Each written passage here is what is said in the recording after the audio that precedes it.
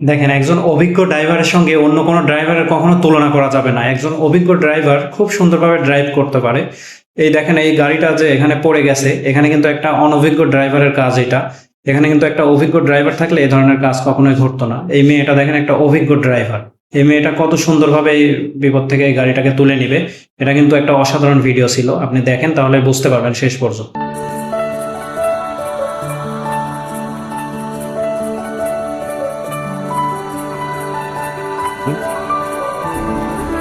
ভিডিওটা শেষ পর্যন্ত দেখতে থাকুন, তাহলে বুঝতে পারবেন বিষয়টা।